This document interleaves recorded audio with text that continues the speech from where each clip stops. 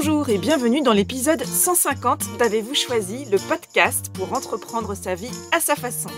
Si vous ne savez pas qui je suis Oriane Savouré-Lucas, coach professionnelle, créatrice du podcast Avez-vous choisi et de la newsletter La Graine de la Semaine.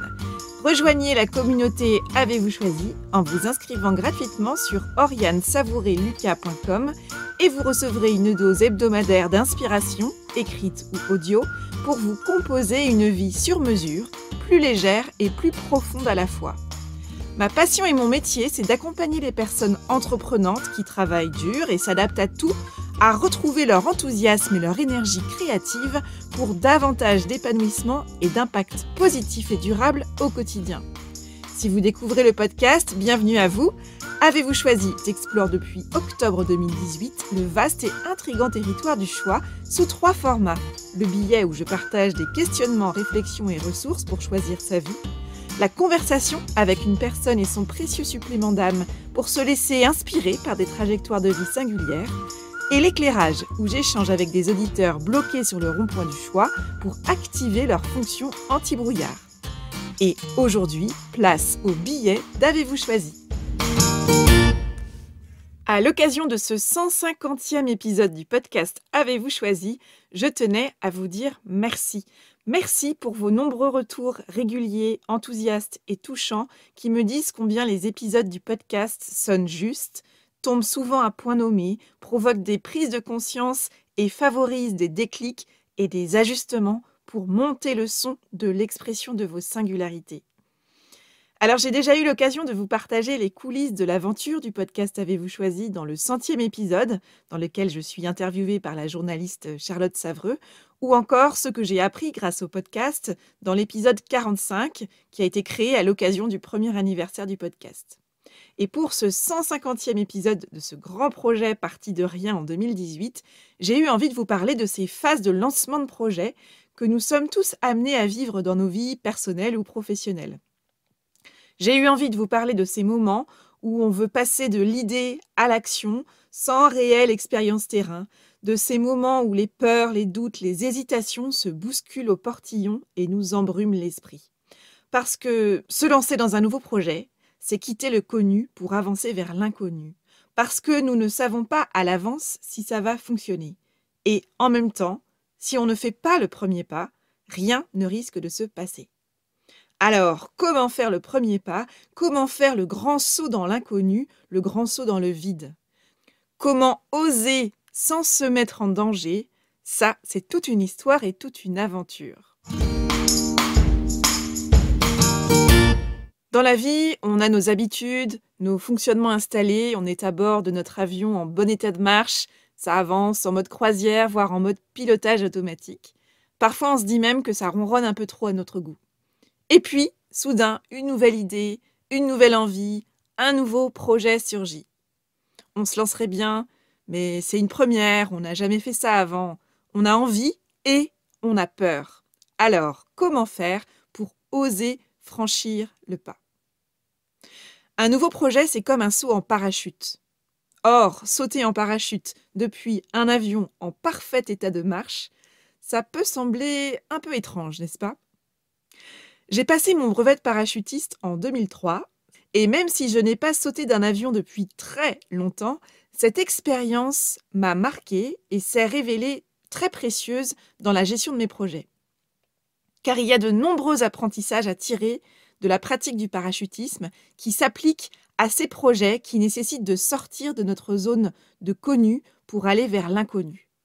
Et voici les 5 apprentissages que j'ai tirés de ma pratique du saut en parachute et qui s'appliquent à ces moments de vie où on a envie de passer un cap. Et j'ai eu envie aujourd'hui de vous les partager. Leçon numéro 1. Sauter d'un avion en vol se prépare. On ne saute pas d'un avion sans préparation. Avant le grand saut dans le vide, on se prépare. Apprentissage des gestes essentiels, préparation, installation, vérification du matériel, échauffement du corps, concentration. Si un saut dans le vide comporte toujours une part d'incertitude et de hasard, il nous revient de nous préparer au mieux sur tous les points sur lesquels nous avons la main. Il s'agit donc de prendre nos responsabilités et de faire notre part, ni plus, ni moins.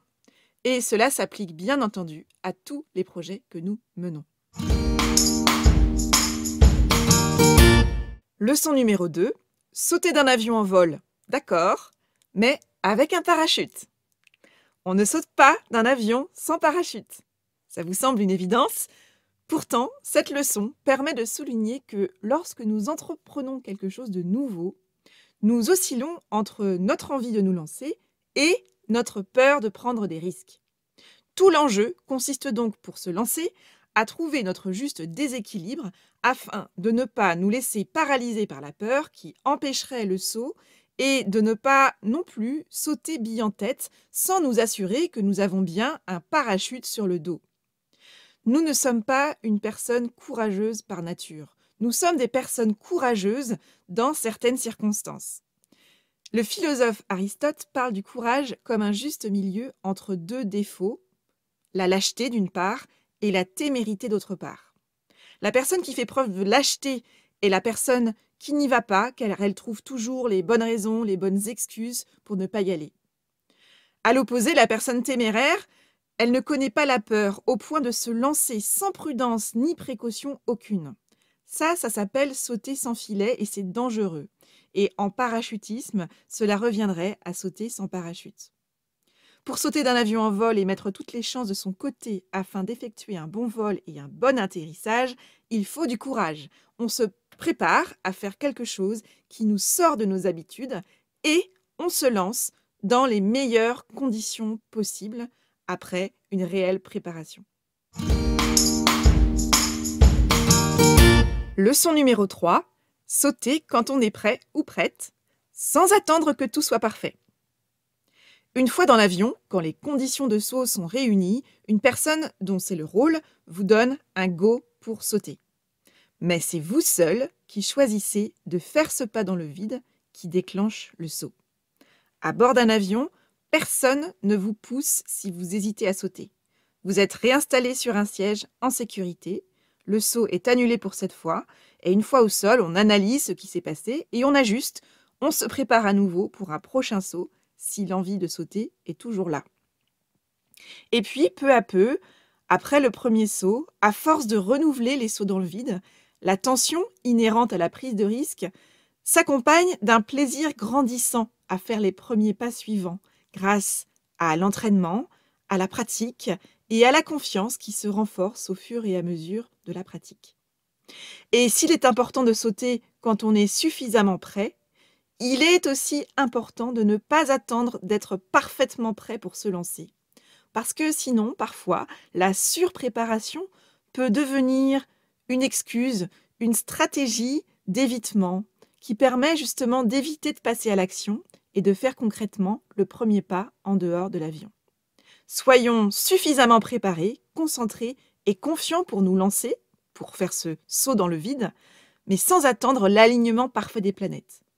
Concentrons-nous sur la qualité du premier pas, sur la qualité de la préparation aussi, bien évidemment, et le reste suivra. Leçon numéro 4. Préparation et confiance ne garantissent pas le succès du saut. Pour sauter en parachute, il ne s'agit pas de se faire violence. Il s'agit d'avoir confiance dans le fait qu'on s'est préparé au mieux et qu'on dispose de toutes les ressources nécessaires pour effectuer un bon saut.